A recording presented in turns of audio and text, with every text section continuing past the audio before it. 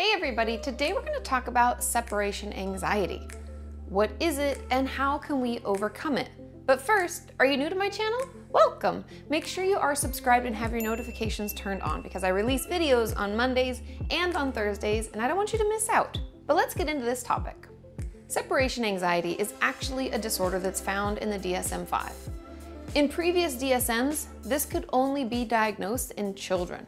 But recently, they've realized that this can occur in adults as well, and they have expanded the diagnostic criteria, which is as follows. Number 1, developmentally inappropriate and excessive fear or anxiety concerning separation from those whom the individual is attached, and is evidenced by at least 3 of the following, okay? So we have to have that, and then we have to have at least 3 of the following criteria. Number 1, recurrent excessive distress when anticipating or experiencing separation from home or from a major attachment figure. So we have to just get really upset if we have to be away from someone we really care about. Number 2, persistent and excessive worry about losing a major attachment figure or about possible harm to them, such as illness, injury, disasters, or death. Number 3, having persistent and excessive worry about experiencing a distressing event, like getting kidnapped, being in an accident, etc. And that distressing event will cause separation from a major attachment figure. So again, we just don't want to be separated from them. It makes us really upset. Number 4, persistent reluctance or refusal to go out, away from home, go to school, go to work, or elsewhere for fear of separation. You can see how this is all like, I just don't want to be separated from them. Number 5, persistent and excessive fear of or reluctance about being alone or without a major attachment figure at home or in other settings. Number 6, persistent reluctance or refusal to sleep away from home or to go to sleep without being near a major attachment figure. And number 7, repeated nightmares involving the theme of separation. Number 8, repeated complaints of physical symptoms including headaches or stomach aches when separation from a major attachment figure occurs or is anticipated. Now just to recap, we need to have at least 3 of those 8 that I just listed off. And so just keep that in mind as I move through the next portions of the diagnoses. And the next is the fear, anxiety, or avoidance is persistent, lasting at least 4 weeks in children and adolescents and typically 6 months or more in adults. And that's important when we're diagnosing. We need to know how long this has to have been going on. Because following a trauma maybe, we might experience some of these symptoms, but it typically wouldn't last for, more than a month or more than 6 months. And finally, the disturbance has to cause clinically significant distress or impairment and make it hard for us to just function in our life, and it cannot be better explained by another mental disorder like autism spectrum disorder, agoraphobia, generalized anxiety disorder, etc. In truth, separation anxiety is really a survival technique that kept us safe when we were a baby. And if our caregiver leaves us, we'll cry and become extremely distressed so that they come back and care for us because we need it, because we can't survive on our own, right? But after the age of 2, most children know that even if their caregiver leaves, they'll come back. They may cry a bit at the beginning, like if you're first dropping your child off at daycare, they can fuss a bit, but they'll be easily soothed and go back to playing or whatever they were doing. They can integrate easily without becoming completely overwhelmed. And for that reason, the key feature in diagnosing separation anxiety disorder is that the level of distress or anxiety that we experience is much greater than what is expected at that developmental stage. I just want to pause for a minute so you can fully absorb that. It doesn't always have to do with age necessarily. It's all about developmental stage and what's expected for us and our response to our attachment figures at that stage.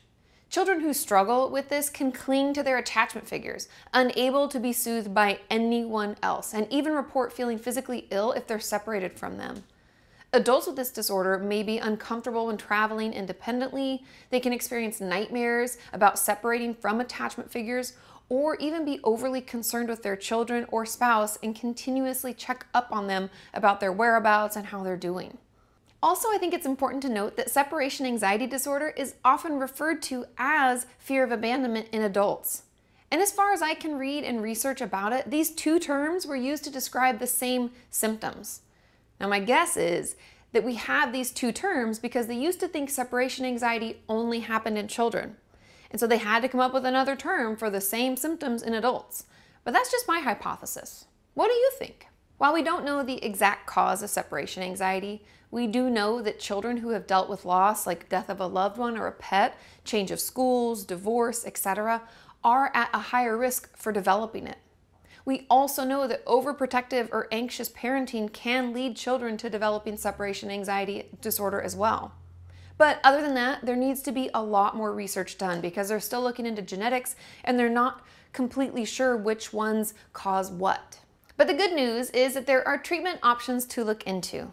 And number one, for children, slight changes in parenting techniques can really help. You can communicate that you have to leave, telling them ahead of time so they have a little time to prepare and letting them know how long roughly you'll be gone, and remind them a few times that you will be back. And make sure you don't tease them or become upset about their anxiety. Just assure them that you will return and remain calm while you're speaking with them about it so that they don't think you're anxious too. That can just make it worse, really. Also, don't leave during naps or try to sneak out. I know a lot of parents try to do this because it just makes it easier. You don't have to be there when they're really upset. But not giving them the time to be part of the transition and given the opportunity to be soothed can make it even worse, and it can make it last even longer.